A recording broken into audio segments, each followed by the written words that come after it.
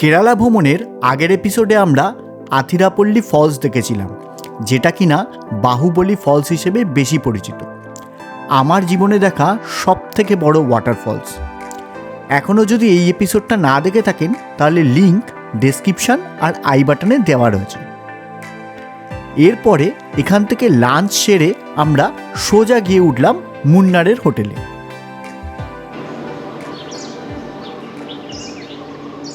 এমিরাল্ড in, এই হোটেলটায় আমরা কালকে রাত্রে উঠেছি। অনেকটাই লেট হয়ে গেছিলো কালকে, আর প্রচণ্ড টায়ার্ড ছিলাম, আর কোনো গেজেটের চার্জও ছিল না, সেই জন্য আর রাত্রেবেলায় কোনো কিছুই তুলতে পারিনি। লাস্ট ওই আথিরাপল্লী ফলস দেখে আমরা আসছিলাম। তো এখন সকালবেলা বেরিয়েছি 8টা সাড়ে 8টা বাজে, ওই 9টা সাড়ে 9টায় বেরোবো, পুরো মুন্নার ট্যুর করব। জায়গাটা অসাধারণ লাগছে। এখন আমি আর আমার সাথে হাই করো।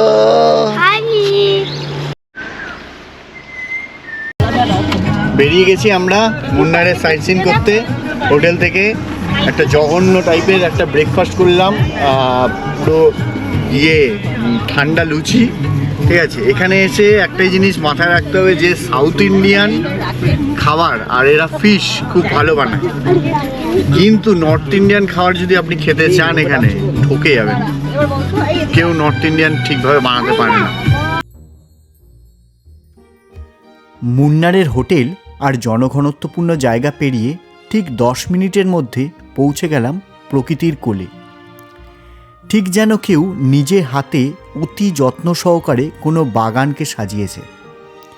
চা বাগানের মধ্যিখান দিয়ে এঁকে বেঁকে রাস্তা চলে গেছে গন্তব্যস্থলে। প্রকৃতির এই অসম্ভব সৌন্দর্য দেখতে দেখতে আমরা পৌঁছে গেলাম আমাদের প্রথম স্পটে। এলিফ্যান্ট পার্ক, এখানে এলিফ্যান্ট রাইড হচ্ছে আর অনেক অন্য অ্যাক্টিভিটি আছে, তো দেখবো এটা।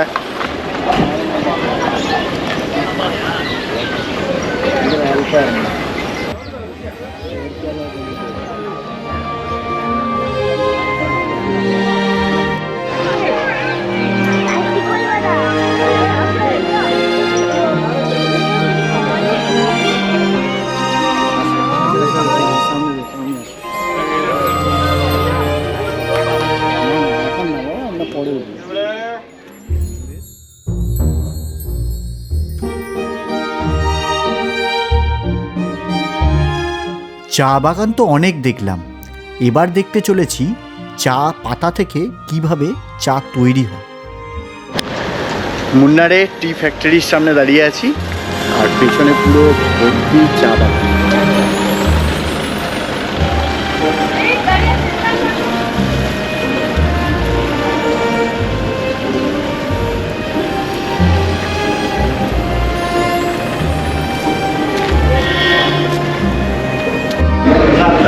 টি প্রসেসিং ইউনিটে আছে, এখানে টি চা কীভাবে বানানো হচ্ছে সেই ফ্যাক্টরিতে লাইভ দেখানো হচ্ছে, আর ভিডিও আছে যেখানে দেখানো হচ্ছে।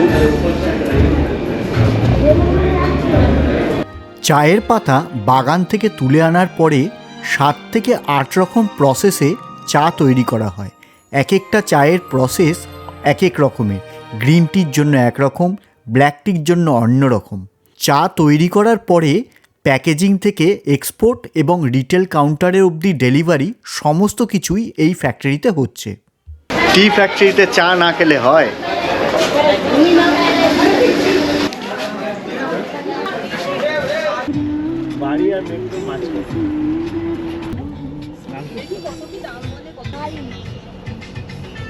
টি ফ্যাক্টরি থেকে বেরিয়ে ডাইরেক্ট মাট্টুপেট্টি ড্যাম। ওয়াটার কালারটা পুরো গ্রিন একদম, আর ক্রিস্টাল ক্লিয়ার। আর ওদিকটা থেকে বোটিংও হচ্ছে। এবার দেখা যাক আমরা বোটিং কতটা সময় লাগে তার উপর ডিপেন্ড করছে। তবে ড্যামটা কিন্তু অসাধারণ একটা শান্ত স্নিগ্ধ ড্যাম, যার কালারটাও সবুজ, মানে চোখের এক্সারসাইজ হচ্ছে রীতিমতো। একটা মানে আরাম লাগছে এত চোখে, পিসফুল পুরো।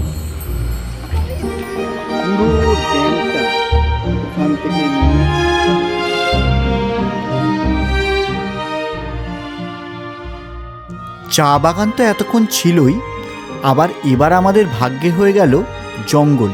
আর ফরেস্ট আমার সব সময়ের জন্য প্রিয়। এই ফরেস্টের মধ্যে দিয়ে আমরা চলে গেলাম নেক্সট লেকে, যার নাম ইকো পয়েন্ট লেক।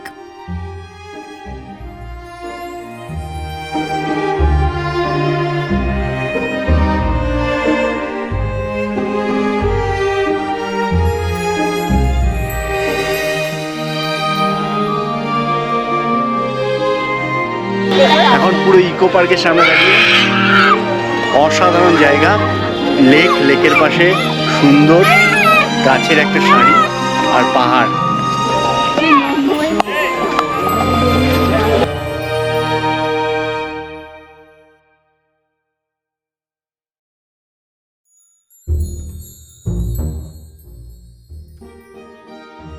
এখানে আমাদের বোটিং করার ইচ্ছে থাকলেও আমরা করলাম না, কারণ এর পরের স্পটটায় বোটিংটা আরও বেশি অ্যাডভেঞ্চারাস।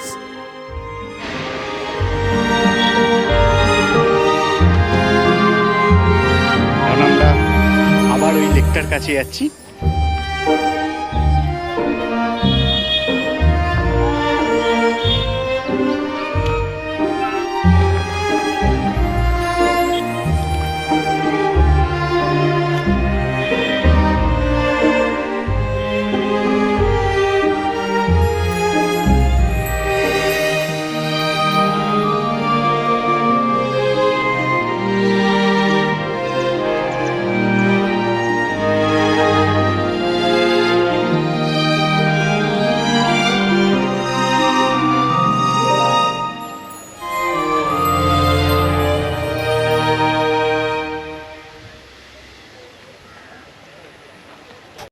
অসাম অসাম, এরকম মানে ভিউ সচরাচর মানে আমি লাদাখের প্যাংগমে পেয়েছিলাম এরকম লেক, তারপরেই ওটা অন্যরকম ছিল, কিন্তু এটাও অসাধারণ। মানে আমি এটা এরকম লেকের পাশে এরকম সিনারি এত সুন্দর, একদম পুরো লেককে ধার দিয়ে যাচ্ছি, এরকম জিনিস সত্যিই মানে কি বলবো, এগুলো বলে বোঝানো যাবে না।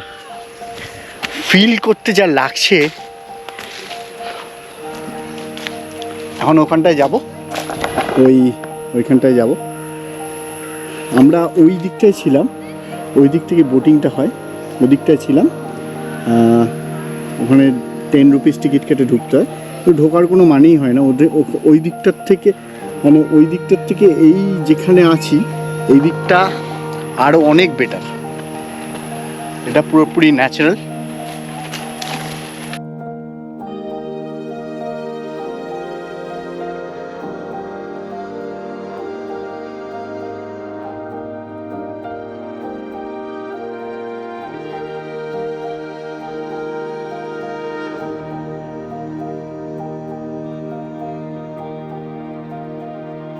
কেরালা ভ্রমণের মুন্নারের এই এপিসোডটা এখানেই শেষ করলাম। এর পরের এপিসোডে আরও কিছু এক্সাইটিং জিনিস নিয়ে ফিরছি।